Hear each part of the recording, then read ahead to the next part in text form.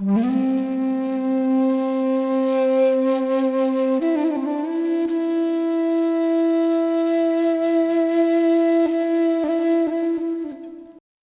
everyone, I am Ramyashri. Welcome to my channel Ashwin's Astrology. रुक जाना नहीं तू कहीं हार के, कांटों पे चल के मिलेंगे साए बहार के। रुक जाना नहीं तू कहीं हार के, कांटों पे चल के मिलेंगे साए बहार के। ओ राही ओ राही ओ राही ओ राही। So this is one of the famous Hindi movie song sung by Shri Kishore Kumar ji.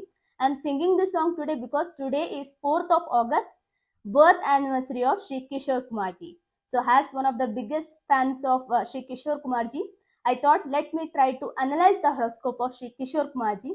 So this is a special video as a tribute from his one of the fans. So I hope you like this analysis. Please do like, share and subscribe to my YouTube channel and press the bell icon to receive instant notifications. And also don't forget to drop in your suggestions or feedback in the comment section. I definitely pick it up as every time.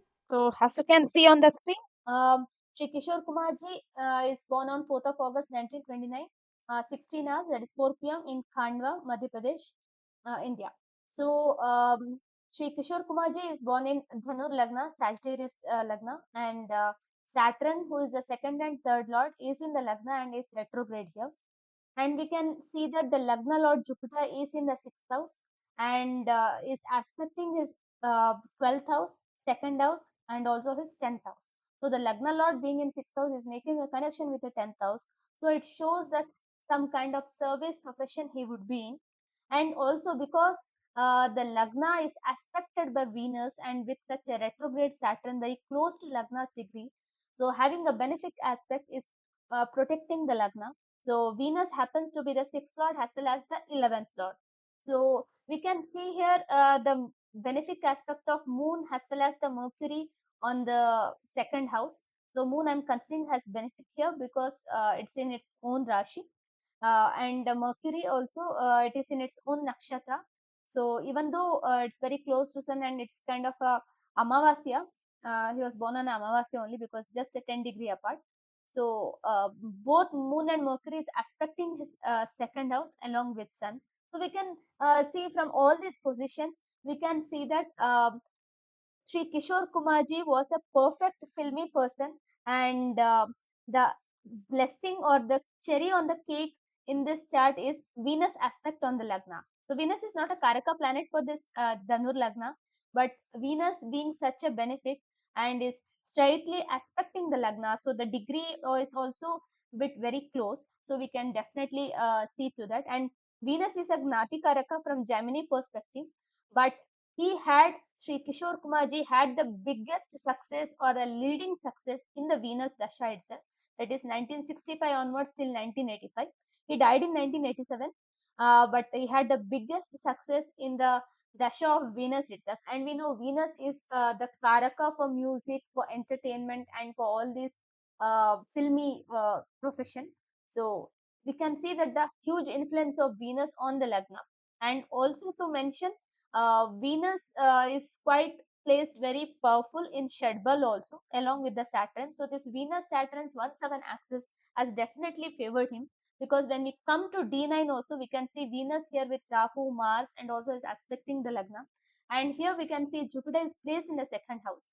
So Jupiter is in a good Navamsha, we can see.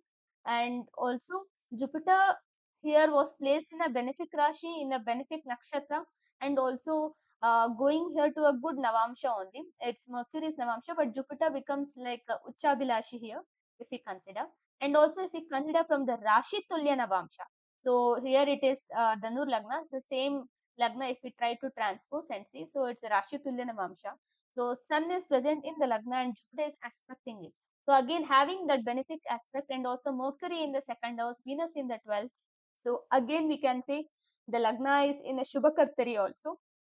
If we look at from the Rashi Tulya Navamsha perspective, and Mercury being in the second house gives him that kind of versatile singing as well. So people may ask, why am I seeing Navamsha from his profession also? Usually we see D10 or Dashamsha. We usually see Navamsha, and we have to see Navamsha for the dignity of the planets, because most of the times it does explain about a person's inherent characteristics or whatever is promised in the D1. So the reality will be present in the D9. So the second house with Mercury is a really a great promise for being such a versatile singer, because Kishore Kumarji was one of those singers who had practiced yodeling and was an expert in it. So most of his songs, whether it could be Zindagi, Ek Safar, or many other songs, where he has done yodeling to such amount of perfection that even Western musicians were surprised on it. So Sri Kishore Kumarji was such a perfect musician or such a versatile musician that we can definitely see through his charts. And Arudha Lagna comes in the 11th house here. So from Lagna, Lagna Lord is in the 6th house. So again counting the 1, 2, 3, 4, 5, 6th house. So here this becomes the Arudha Lagna. So Arudha Lagna, say if we even try to see this chart, so we have the Ketu in the Lagna. So that shows that he was had that inherent quality or some special out of box thinking quality in him, because Ketu represents that out of box thinking, and he was such a skilled musician also, who could render out any kind of song in very quickly. And we can see here that Venus is in the 9th house, and also aspecting the 3rd house, and the second lord Mars is in the 11th house. So can say that he rose to fame for his unique kind of style of singing as well. And also the 10th house with 10th lord Moon here, and also Mercury's Sun. So that mimicking also was a very great uh, art of Sri Kishore Kumarji, because Moon Mercury conjunction, even though it is very apart, so we can see here, and Mercury is bit very combust. So there is a Sun Mercury conjunction here, and it is 67% combust also. But the Sun Mercury, such a close conjunction of 4-5 degrees, is definitely playing out really well. So he was a very expertise in his field. So I think in being in the watery sign, Mercury, we tend to say it is afflicted. But in terms of singing, he was really very good, because Mercury is placed in its own nakshatra, which is Ashlesha nakshatra. So coming next to the D10 Dashamsha chart, so we can see here that Mercury is comfortably well placed in the 10th house, and also we can see Mars is aspecting it. So the kind of courage and the kind of braveness Sri Kishore Kumarji had, and the kind of open voice Sri Kishore Kumarji had, and the kind of versatile singing he had. So that's definitely observable here. And also the 7th house, which is the fame, name, then the name, fame, and or the success part of his profession, is in Shubhakartari Yoga. So Jupiter at one side and Venus at one side. We can say it was very magnificent that he had such tall standing as well. And to see Moon is exalted in the 5th house, and we can even see Venus, who is in the 8th house, is aspecting the 2nd house. So that's also favoring. And Venus is the 10th lord in the 8th house, aspecting the 2nd house. So Shri Kishore Kumarji came into the field of music very suddenly. So if we read the biography of Shri Kishore Kumarji, his brother Ashok Kumar Ganguly actually brought him and wanted to make Shri Kishore Kumarji as a like him. So the birth name of Shri Kishore Kumarji was Abhas Kumar Ganguly, and he was not someone who entered film industry to become a singer, but because he was heard to be mimicking Shri K.L. Sehgal by S.D. Burman. So Shri S.D. Burman actually took him to the studio and started recording for Shri Devanand in the late 1950s, and then in 1960s also, and 1970s onwards, when Venus Dasha became in a prime way, we can see he rose to such huge amount of fame that he ruled the complete Hindi film industry till 1987, till his death. So we can see that promise here, that Venus aspecting the 2nd house, or Venus aspecting the Lagna in both D1 and D9. So we can see that kind of a promise. So if we are even analyzing D3, which is the Dreshkon also, here we can see Venus again is in the 7th house, and it is aspecting the Lagna. So overall to say, the chart of Sri Kishore Kumarji shows that Venus was in a very good position in most of the charts. So whether it could be D1, D9 or D3, it was in the 7th house itself. And in the D10, Venus was directly aspecting his second house, being the 10th lord. So this was one of a very important reason to say that how he entered music, which was by accident, by notice by someone like Sri S.D. Burman.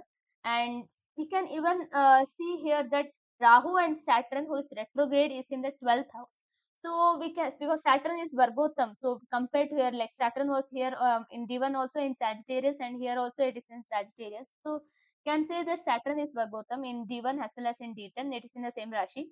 So, but Saturn is here with Rahu and is retrograde in 12th house. So his name and fame had even crossed the boundaries, and had a such quite big fan following even in the western side as well. And he did imbibe those western voices also, because Saturn, who is the second lord, does even indicate, because Saturn will aspect through its third aspect will aspect the second house also, where even Venus is also aspecting, and also Jupiter is also aspecting.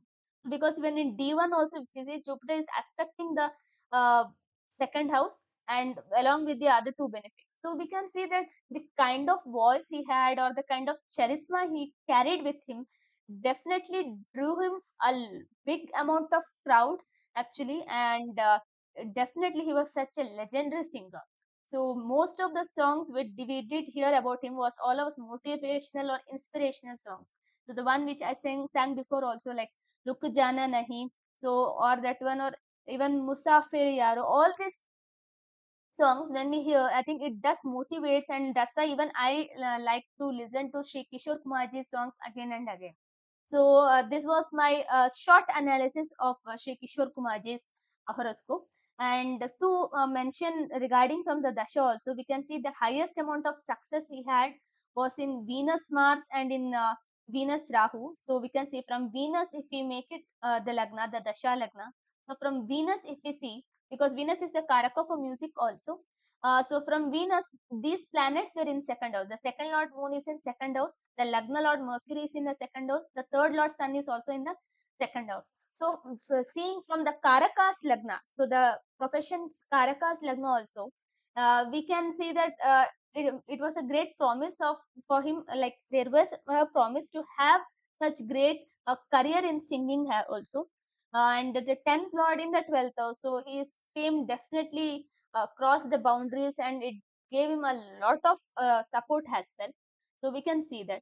So as an actor also, he did shine in the screen, but he was very well known for his singing, as well as the kind of nutcut or the active energetic singer Shri Kishore Kumarji was. Because we can see Mars is the Atma Karaka here. So Mars being Atmakaraka and is in the Purva Palguni Nakshatra. So that's one thing. And also to mention, the Amatya Karaka was Mercury. So that sums up everything, that he had such a great voice texture, and also he was very good in mimicking, yodeling. So because Mercury is very, very important for singing, because he's the Karaka for Vani or speech.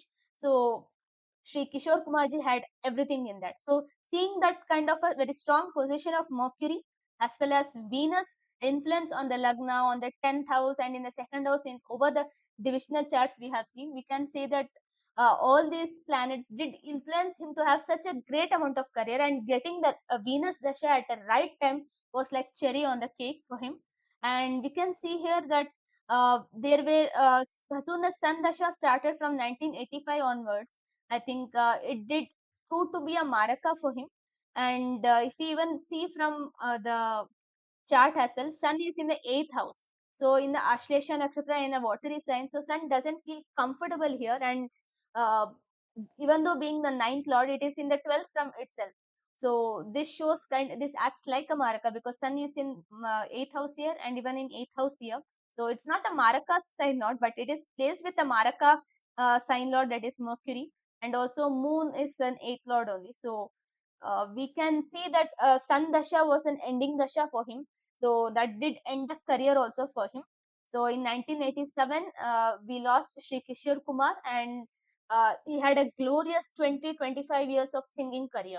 So this was the chart analysis of Shri Kishore Kumarji. So please do let me know your thoughts and your comments in the your feedback in the comment section. So, okay, yeah, I can even try to analyze from the Karakamshi Lagna. Sorry, I did forget that. So, from the Karakamshi Lagna also perspective, we see Mars is the Atma Karaka. So, from here we take it becomes Vrishchik Rashi. So, here if we turn it like this, so Venus is directly aspecting the second house of the Karakamshi Lagna.